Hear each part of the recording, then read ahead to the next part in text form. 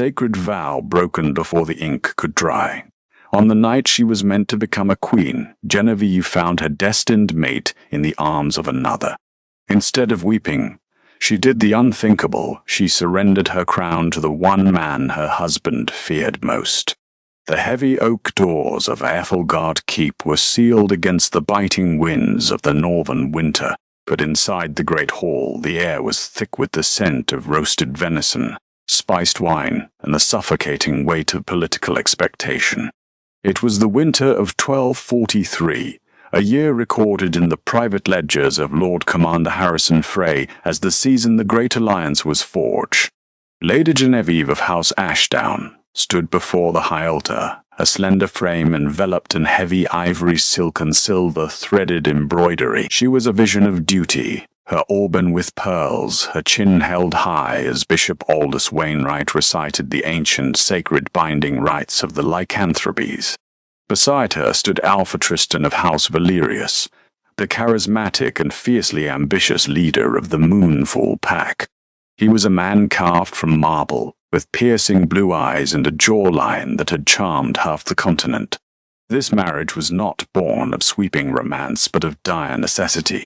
Genevieve's pack controlled the vital trading routes of the Whispering Valleys, while Tristan's military might offered the protection her people desperately needed against the encroaching rogue clans.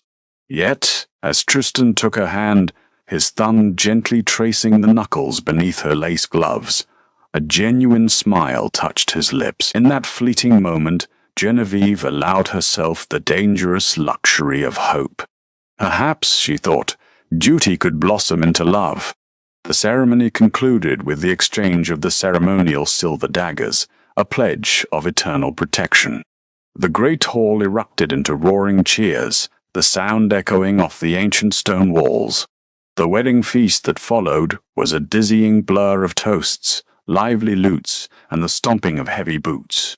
Lady Catherine of Oakhaven, known for her sharp tongue and sharper observations, was seen whispering furiously to Lord Percival behind a feathered fan, noting how the new Alpha King barely looked at his bride during the fourth course. Genevieve tried to dismiss the whispers. Tristan had been pulled away countless times by his generals, claiming urgent matters regarding border security. As midnight approached, the traditional hour for the Alpha and his new Luna to retire to the bridal suite and consummate the mating bond, Genevieve was escorted away by her ladies-in-waiting. She was bathed in water, scented with rose oils, and dressed in a sheer gown of imported Myrish lace. The massive stone fireplace in the master chambers roared with life, casting dancing shadows across the heavy velvet drapes. Genevieve sat at the edge of the sprawling four-poster bed, her heart hammering a frantic rhythm against her ribs. She waited. 1 hour bled into 2. The fire began to die down to glowing embers, casting a chill over the room. The initial flutter of bridal anxiety curdled into a cold, sinking dread in the pit of her stomach. Lycan's senses were sharp, and the bond they had begun to forge at the altar taunted her, not with warmth, but with a sharp, discordant agony. Unable to bear the suffocating silence of the empty chamber, Genevieve threw a heavy fur-lined cloak over her delicate nightgown and stepped out into the dimly lit stone corridors. She moved silently, her bare feet making no sound against the freezing flagstones. She bypassed the drunken snores emanating from the guest quarters, guided by a strange, sickening pull in her chest. The pull led her away from the grand halls and toward the secluded west wing, the section of the castle supposedly closed off for renovations. As she rounded a corner near the old armory, she heard it. A muffled gasp, a low, familiar groan. The sound was a physical blow, striking her with such force she had to press her hand against the rough stone wall to steady herself. She crept toward the heavy wooden door, left slightly ajar, a sliver of candlelight spilling onto the corridor floor. Genevieve looked through the gap. The world as she knew it shattered into a million jagged pieces. There, tangled in the furs of a forgotten guest bed, was her husband. Alfred Tristan, the man who had sworn his soul to her just hours prior, was holding another woman. Not just any woman. It was Lady Beatrice of Cornwall, Tristan's childhood companion. Beatrice's golden hair was a chaotic mess around her shoulders, her hands gripping Tristan's broad back as he whispered feverish, desperate words into her neck. "I had to marry her, Bea." Tristan's voice carried through the crack in the door, laced with a grotesque mixture of guilt and passion. "You know I had to. The Ashdown roots are the only way we survived the winter. But she means nothing. The crown on her head is an illusion. You are my true mate. It will always be you." Beatrice let out a soft, triumphant sigh, tracing his jawline. "She will want the mating mark, Tristan. She will expect you to claim her." "I will give her heirs if I must," Tristan replied callously, the words dripping like poison into Genevieve's ears. "But my soul is yours. She is just a political pawn. She's too naive to notice anyway." Genevieve stopped breathing. The humiliation was absolute, burning through her veins like liquid fire. She had expected a loveless marriage of convenience, but she had not expected cruel deception, mockery, and the desecration of their sacred vows while her wedding guests still drank downstairs. A lesser woman might have burst into the room, screaming and weeping, demanding justice. A weaker Luna would have fallen to her knees in despair. But Genevieve was born of House Ashdown. She did not weep. Slowly, methodically, she reached up and unfastened the heavy silver clasp of the Luna's mantle she wore, the symbol of Tristan's pack. She let it fall to the cold stone floor, a silent testament to a bridge burned to ash. She turned her back on the room, her grief instantly transmuting into a cold, calculated fury. The night air was a brutal, icy slap as Genevieve bypassed the main gates, slipping through the servants' entrance into the expansive, snow-covered courtyards of Ethelgard. Her thin silk gown offered no protection against the freezing tempest, but she barely felt the cold. Her mind was racing, calculating her next move. Returning to her home in the Whispering Valleys would only incite a war her pack could not win against Tristan's forces. Staying meant submitting to a life of silent humiliation and emotional starvation. She needed power. She needed an ally who hated Tristan of House Valerius as much as she suddenly did. As she trudged through the ankle-deep snow, seeking the stables to steal a horse, a massive shadow detached itself from the gloom of the castle walls. Genevieve froze, her lichen instincts flaring. Out of the darkness stepped a man who commanded the very winter around him. It was King Cailan of the Winterborn clan, the Alpha King of the North. He was Tristan's most bitter rival, a warlord of terrifying repute who had only been permitted into Ethelgard Keep under the strict, temporary amnesty of the wedding truce. Cailan was a giant of a man, clad in dark leather and the heavy grey furs of his native Frostlands. His eyes, the color of a stormy sea, locked onto her shivering form. An unusual hour for a bride to be walking the battlements alone. Cailan's voice was a deep, gravelly rumble that seemed to vibrate through the soles of her feet. He leaned against a stone pillar, a sardonic smirk playing on his scarred lips. Unless, of course, the groom has misplaced his priorities. Genevieve stood tall, refusing to let her teeth chatter. "King Cailan, I assumed you would have left immediately after the feast, considering your distaste for my husband." "I despise the man, true," Cailan admitted, stepping closer. The sheer heat radiating from his massive lichen frame offered a sudden, intoxicating reprieve from the winter chill. "But I have a keen nose, Lady Genevieve. I smelled the scent of Cornwall on him when he stood at the altar. I simply stayed to see how long it would take for the new queen to discover she had been sold a counterfeit crown." Shame flushed her cheeks, but she met his gaze with unyielding defiance. "So you wait out here to gloat? To mock the fool who fell for a false treaty?" Cailan's smirk vanished, replaced by a sudden intense seriousness. He closed the distance between them in 2 long strides, unfastening his own massive bear fur cloak and wrapping it securely around her trembling shoulders. The cloak smelled of pine, wood smoke, and raw, untamed power. "I do not mock you, little wolf. Kyalan said softly, his voice dropping to a dangerous timbre.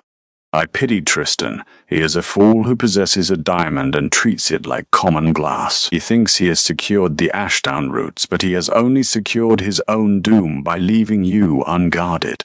Genevieve clutched the thick fur tightly around herself, her mind spinning as the pieces fell into place. Kaylan had not stayed out of idle curiosity. He was an opportunist, a master tactician. You want my pack's territory, she stated flatly, looking up into his stormy eyes. I want the North united, Kaylan corrected, leaning down so only she could hear him over the howling wind. Valerius plays politics like a child with wooden swords. He lies, he cheats, and he breaks ancient vows. Come with me to the Winterborn lands. Deny him the mating mark, break the bond before it can set. If you ride out of these gates with me tonight, Tristan loses his claim to the Whispering Valleys. He loses his honor, his bride, and his dignity in front of the entire continent. Genevieve's breath hitched. It was treason.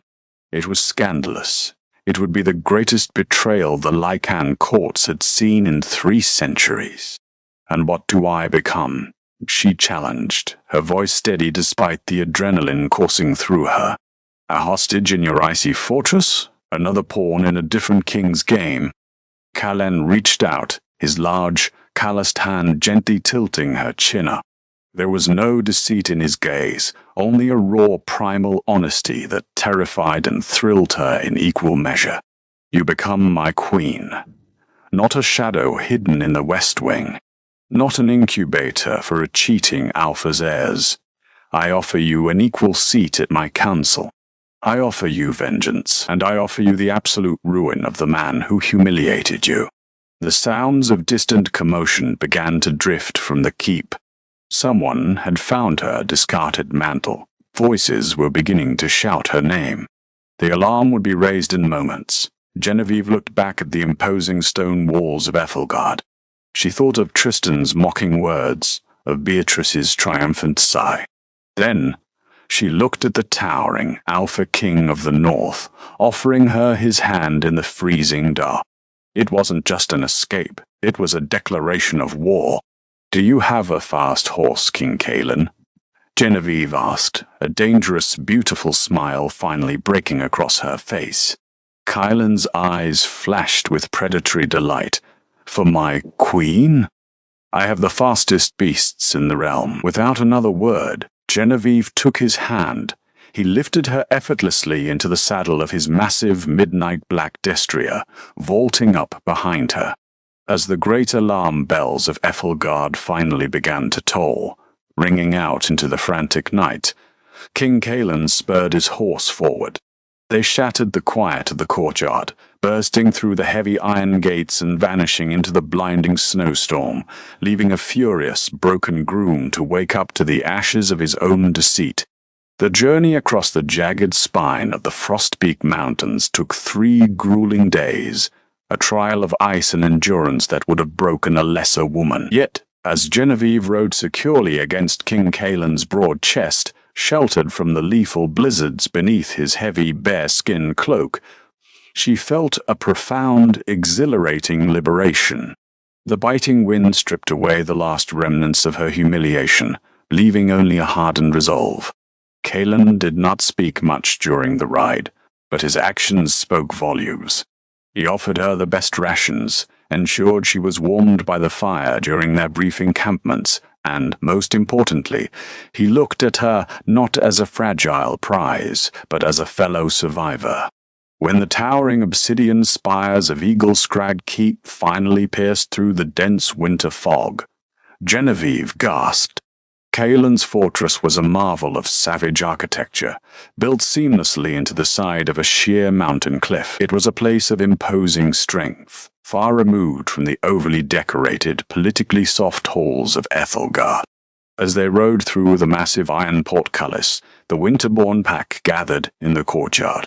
These were hardened people, clad in leather and steel, their eyes wary but respectful as their Alpha King dismounted and offered his hand to a bride still wearing a tattered, frostbitten silk nightgown beneath a warlord's fur. Kaelin wasted no time.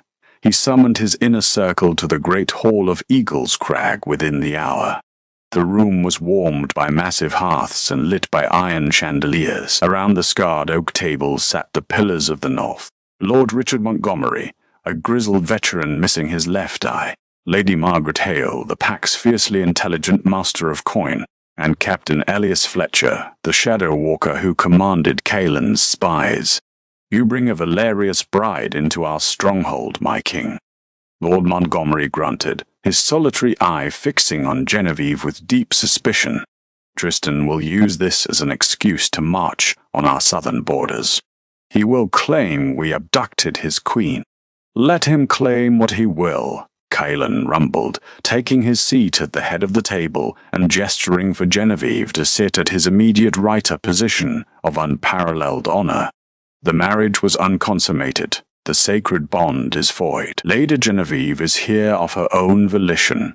Lady Margaret leaned forward, her sharp gaze assessing Genevieve. Volition is one thing, survival is another. By harboring you, my lady, we invite a war. What does the House of Ashdown offer the Winterborn in exchange for this immense risk? This was the moment, the crucible. Genevieve stood up, resting her hands on the rough wood of the table. She did not shrink under the weight of their predatory stares. Tristan relies on the Whispering Valleys to transport his silver, his grain, and his munitions, she began, her voice ringing clear and steady in the cavernous hall. Without my pack signature, the Ironweed Pass is legally closed to him. Furthermore, I know the exact deployment of his southern garrisons. He has overextended his forces to protect the Cornwall estates, the home of his mistress. A low murmur rippled through the council. Genevieve pressed her advantage. Tristan is a man led by his ego and his base desires. He believes he has outsmarted the continent. I propose we do not wait for him to declare war. I propose a total trade embargo. We freeze his assets in the Whispering Valleys, and we intercept his grain shipments at the River Trent. By midwinter, his pack will be starving, and his generals will question his leadership. Lord Montgomery's skeptical scowl slowly morphed into a grin of predatory approval. Lady Margaret nodded slowly. Kaelin simply sat back, a terrifying, proud smile playing on his lips. It seems, Kaelin murmured, my queen possesses a sharper bite than any of us anticipated. Meanwhile, 300 miles south, Ethelgard Keep was descending into absolute chaos. Alva Tristan paced the length of his ruined bridal suite, his eyes bloodshot, his lichen aura violently lashing out and terrifying the servants. The discovery of Genevieve's discarded mantle had been the first blow. The realization that she had fled with King Kaelin was a catastrophic political disaster. He had sent riders to the Whispering Valleys, demanding House Ashdown honor the treaty, only to receive a magically sealed raven scroll from Genevieve herself. The scroll coldly stated that the vows were broken by his infidelity. The treaty was null, and the Ironweed Pass was officially closed to Valerius banners. We march on Eagle's Crag, Tristan roared, slamming his fist onto a heavy oak vanity, splintering the wood. I will mount Kaelin's head on a pike and drag her back in chains. Lady Beatrice of Cornwall lounged on the very bed where the treason to the marriage had occurred, nonchalantly filing her nails. You cannot march through the mountains in this weather, Tristan. You will lose half your army to the frost. I have to do something, Bea. Tristan snarled, turning on her. The pack alphas are already whispering. They call me the cuckold king. They say I could not keep a bride for a single night. But Tristan's humiliation was only the beginning of his undoing. What he did not know, what Genevieve had deduced, and Kaelin's spies were actively proving, was that Beatrice was not merely a love-struck childhood friend. The following evening, Captain Elias Fletcher stood before Kaelin and Genevieve in Eagle's Crag, holding a stack of intercepted ledgers. It is worse than we thought for Valerius, and better for us, Elias reported, his eyes gleaming with malicious delight.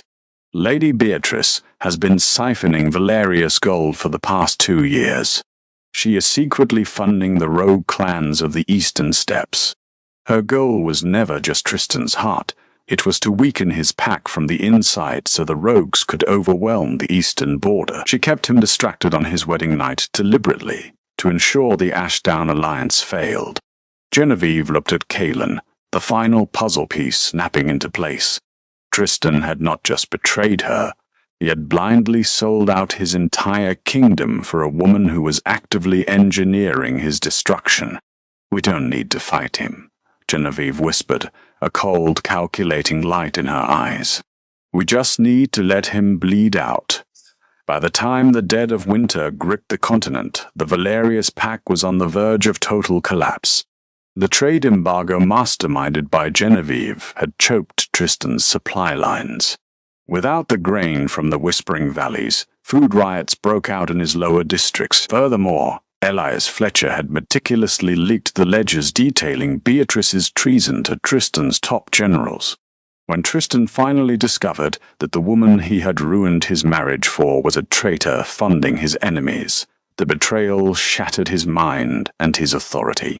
In a fit of rage, he had Beatrice thrown into the dungeons, but the damage was irreversible. His generals were abandoning him, and his military was fractured. Desperate, humiliated, and backed into a corner, Tristan mustered the last of his loyal forces and marched north. He did not aim for Eagle's Crag. He knew he could not breach it. Instead, he marched his ragged army to the frozen banks of the River Trent, the neutral border separating his lands from the north. He demanded a parley with King Kaelin, under the ancient rites of the lycanthropes. The morning of the parley was brutally cold, the sky a bruised, unforgiving purple. Tristan sat atop his white warhorse, looking nothing like the glowing, arrogant alpha who had stood at the altar months prior. His face was gaunt, his armor tarnished, and his eyes wild with desperation. Across the frozen expanse of the river, the winterborn forces arrived. They did not march like an army expecting a desperate fight. They marched like conquerors. At the head of the formation rode King Kaelin, a towering titan of dark armor and winter furs. But it was the figure riding beside him that made Tristan's breath catch in his throat. Genevieve was no longer the quiet, duty-bound girl in white silk. She wore heavily tooled obsidian leather armor fitted perfectly to her form, a cloak of magnificent silver fox fur draped over her shoulders. A circlet of dark northern iron rested upon her brow. She radiated a raw, terrifying power that commanded absolute submission. She was not just a Luna, she was a sovereign in her own right. Tristan urged his horse forward to the center of the ice. Kaelin and Genevieve met him there. "Genevieve," Tristan pleaded, his voice cracking, shedding all pretense of royal dignity. "Please, the pack is starving. The rogues are breaching the eastern walls. I was a fool. Beatrice blinded me. She used magic. She manipulated me. Do not insult my intelligence by blaming spells for your own lack of honor." "Alpha Tristan," Genevieve cut him off, her voice echoing like cracking ice across the silent river. The absolute disgust in her tone made Tristan physically flinch. "You are legally my wife," Tristan shouted, panic bleeding into his tone as he looked at Kaelin. "Give her back, Kaelin. You stole her before the bond could be completed. Return her, open the trade routes, and I will surrender the southern territories to you." Kaelin did not draw his sword. He didn't need to. He simply looked at Tristan with the cold, detached pity one reserves for a dying insect. He turned his head slightly, his stormy eyes locking with Genevieve's. In that look past 1,000 unspoken words, a deep, profound respect, an unbreakable trust, and a burning, possessive love that had been forged in the fires of mutual conquest. Slowly, deliberately, Genevieve reached up. She pulled back the heavy fur collar of her cloak, exposing the pale skin of her neck to the freezing air. Tristan gasped, his face draining of whatever color was left. There, resting directly over her pulse point, was a freshly healed, jagged scar. It was not a delicate, ceremonial mark, It was the deep, possessive claim of an alpha king, a true mating mark. The bond was complete. Her soul, her blood, and her loyalty were irrevocably tied to Kaelin of the Winterborn. "I was never yours to lose, Tristan," Genevieve said softly, though the lichen hearing carried her words to every soldier on the ice. "You chose a viper on your wedding night. I chose a king." Tristan slumped in his saddle, utterly broken. He had no legal standing, no military might to challenge Kaelin, and his own army was watching his ultimate humiliation. Without a single drop of blood spilled on the ice, the war was over. Tristan turned his horse around and rode back to his crumbling empire, a man condemned to rule over ashes. That night, within the impenetrable walls of Eagle's Crag, the great hall roared with a celebration that shook the mountain. The North was united. The Whispering Valleys were secure. Genevieve sat at the head table, the iron circlet heavy but right upon her head. Kaelin sat beside her, his massive hand resting over hers. Later, when the fires died down and they retreated to the royal chambers that were not empty, but filled with the fierce, undeniable heat of their bond, Kaelin pulled her against his chest. "You conquered an empire without lifting a sword, my queen," he murmured into her hair, his lichen purr vibrating against her skin. Genevieve turned in his arms, her eyes flashing with a wild, triumphant light as she pulled him down for a kiss. "We conquered it, my king, and we are just getting started. Betrayal can break you, or it can forge you into a queen." Genevieve's story proves that walking away from a toxic vow isn't giving up, it's stepping into your true power. When faced with a shattered crown, she forged her own empire. Did you love this twist on the werewolf romance drama? Smash that like button, share this story with your pack, and subscribe for more epic, jaw-dropping tales.